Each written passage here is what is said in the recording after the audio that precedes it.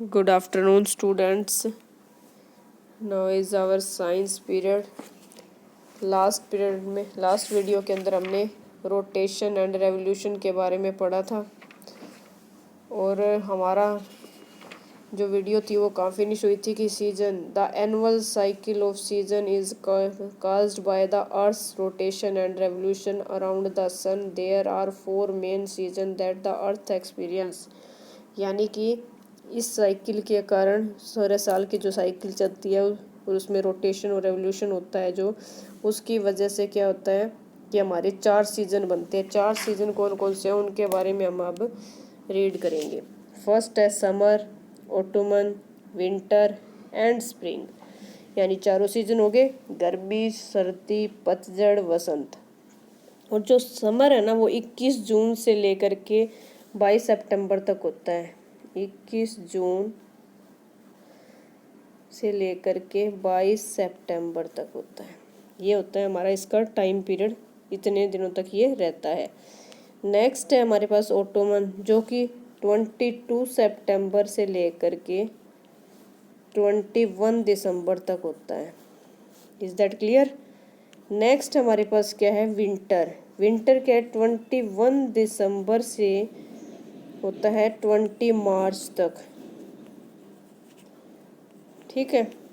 Next बच्चा हमारे पास spring जो होता है 20 मार्च से स्टार्ट होता है और 21 जून तक रहता है. हो गया हमारा एक पूरा विंटर पूरा का पूरा एक सर्कल कंप्लीट हो गया. अब आप लोग इस डायग्राम को ध्यान से देखो, इसके अंदर भी सेम इसी तरह से एरो बने हुए हैं कि इस तरह से चल रहा है ये. अगर हम इसको ध्यान से देखते हैं तो हमें सारा कुछ नज़र आ रहा है साफ साफ. पहला क्या है हमारे पास, क्या है पहले सबसे ऊपर हमारा है सीज़न समर जो यहाँ से आता है. समर शुरू हो रहा है यहाँ से, जिसमें दे रखा है कि कहाँ से कब से लेके कब तक होता है. फिर नेक्स्ट समर के आफ्टर यहाँ पे क्या आ रहा है, विंटर आ रहा है. विंटर के बाद ये स्प्रिंग आ रहा है. स्प्रिंग के बाद ये हमारे पास कौन सा शुरू हो जाएगा, समर का साउथर्न पार्ट शुरू हो जाता है. इसके बाद लास्ट में चलते चलते हमारे पास क्या आ जाएगा यहाँ पे, ऑटोमन. यानी ये आप लोग इसको ध्यान से देखना और उसके अंदर सारा कुछ आपको समझ आ जाएगा कि किस तरीके से ये बनाया गया है. ये हमारा सेंटर के अंदर सन है, चारों ओर हमारे क्या है राउंड हो रहा है कि अर्थ किस प्रकार से राउंड लगा रही है सारे के सारे इस तरह से. यहाँ के एक पूरा रोटेशन कंप्लीट होता है, देन फिर शुरू हो जाता है. इस तरीके से इसका चलता रहता है. Now come to the point. हमारा क्या है कि as the earth revolves around the sun. इस प्रकार से पृथ्वी क्या करती है, सूर्य के चारों ओर चक्कर लगाती है. तो उससे क्या होता है, it's tilted axis always points in the same direction. इसका मतलब यह है कि एक गोलार्ध सूर्य की तुलना में दूसरे के करीब है. This means that one of the hemisphere is closer to the sun. ये बात हो रही है ना कि इसका मतलब ये एक दूसरे के करीब है. करीब का मतलब क्या है, ये यहाँ से चलता है, फिर ये इसके नज़दीक आने लग जाता है, फिर इसके नज़दीक आने लग जाता है, फिर ये इसके नज़दीक लगता है. इसी का मतलब बता रखा है कि this means that one of the hemisphere is closer to the sun than the earth. यानी कि सन देन द अदर, दूसरों से उसके नज़दीक नज़र आता है ये. इसके बाद क्या पूछा गया है, this is how we experience different season in the northern and southern hemisphere at the same time.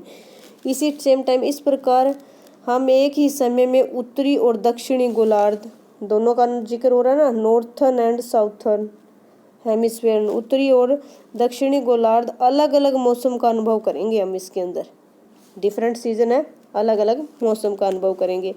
कैसे, when the northern hemisphere is tilted toward the sun it receives more sunlight.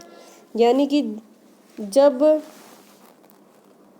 उत्तरी गोलार्ध उसके ज़्यादा सूर्य के ज़्यादा नज़दीक होता है तो क्या होता है कि वहाँ सनलाइट सबसे ज़्यादा गिरती है, सनलाइट सबसे ज़्यादा आती है. As a result it is summer in the northern hemisphere. इसका मतलब क्या होता है कि वहाँ पर गर्मी होती है उत्तरी गोलार्ध में. The days are longer than the nights. Night के मुकाबले में क्या होता है, दिन ज़्यादा गर्म होता है और लंबा होता है। Since the southern hemisphere tilt away from the sun it receive slanting rays of the sun. यानी इसके बाद क्या है कि जब दक्षिणी गोलार्ध सूर्य की ओर होता है तो क्या होता है कि वहाँ पे स्लैंटिंग लाइट गिरती है कि तिरछी तिरछी जो किरणें हैं सूर्य की वो पृथ्वी पर आती है। इट इज़ विंटर, वहाँ पे क्या हो जाता है, सर्दी आ जाती है। द साउथर्न हेमिस्फीयर के अंदर क्या नज़र आता है फिर, it is winter in southern hemisphere, वहाँ पर क्या है, सर्दियाँ हमारे को महसूस होती है। The day when the northern hemisphere is tilt the most toward the sun, जिस दिन उत्तरी गोलार्ध सूर्य की सबसे अधिक झुका होता है उससे ग्रीष्म संक्रांति के मतलब टाइटल द ग्रीष्म संक्रांति। It is the called the summer सोस्टिक नाम दिया गया इसको, समर सोस्टिक। उस दिन क्या होता है, गर्मी, जिस वजह से जिस दिन उत्तरी गोलार्ध सूर्य की ओर सबसे अधिक होता है, झुका हुआ होता है, बिल्कुल नज़दीक आ रहा होता है, उस दिन क्या होता है, ग्रीष्म संक्रांति कहा जाता है उसको। उस दिन बहुत ज़्यादा गर्मी होती है और उसको क्या है, it occur on the 21 June every year, जो हमारे को कब मनाया जाता है, 21 जून को हर साल मनाया जाता है। On this day people experience the longest day and the shortest night. इसमें लोगों का अनुभव है कि इस दिन सबसे लंबा दिन होता है और सबसे छोटी रात होती है इस दिन, ठीक है। On 22 December the people in the northern hemisphere experience the shortest day and the longest night. कि 22 दिसंबर को लोगों का एक्सपीरियंस क्या कहता है कि उत्तरी गोलार्ध के अंदर सबसे छोटा दिन होता है और सबसे बड़ी रात होती है, लॉन्ग नाइट, सबसे बड़ी रात होती है। This is called the winter सोस्टिक्स, यानी इसका मतलब उस दिन क्या होती है, शरद संक्रांति होती है। पहले ग्रीष्म संक्रांति थी, यहाँ पे शरद संक्रांति आ जाएगा। ट्वाइस ए सन्स रे twice a year people experience equal length of day and night. इसका मतलब क्या, वर्ष में 2 बार लोग दिन और रात की समय की लंबाई का अनुभव करते हैं। Twice a day, twice a year, यानी एक साल के अंदर लोग 2 बार दिन और रात की लंबाई का अनुभव करते हैं, उनका एक्सपीरियंस हो जाता है इस चीज़ का। This happens when the sun rays fall vertically at the equator.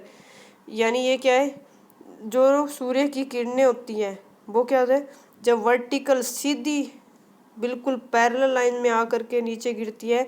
It marks the beginning of the ottoman season in the northern hemisphere and the spring season in the southern hemisphere. तो क्या होता है, उसके starting के अंदर ottoman को क्या बोला गया है, पतझड़ होता है। कब होता है, पतझड़ का सीजन होता है कहाँ पर, उत्तरी गोलार्ध में। एंड द स्प्रिंग सीजन, बसंत का होता है दक्षिणी गोलार्ध में। उत्तरी गोलार्ध में तो क्या दिखाया गया है कि ऑटमन होता है, और दक्षिणी गोलार्ध के अंदर क्या होता है, स्प्रिंग, जिसको बसंत ऋतु कहते हैं। ऑन 23 सितंबर और 23 सितंबर को क्या होता है, the earth experience autumn equinox and on 21 March it is spring और वर्नल इक्विनेक्स। द टर्म, इसके बाद में हम बाद में पढ़ेंगे। इसने कहा है कि 23 सितंबर को पृथ्वी का एक्सपीरियंस ये हो जाता है कि उस दिन ऑटमन का मतलब पतझड़ का विषुवव होता है, यानी कि इसको क्या बोलेंगे, 23 सितंबर को कला शरद ऋतु विषुवव होता है और 21 मार्च को वसंत ऋतु विषुव होता है, ठीक है।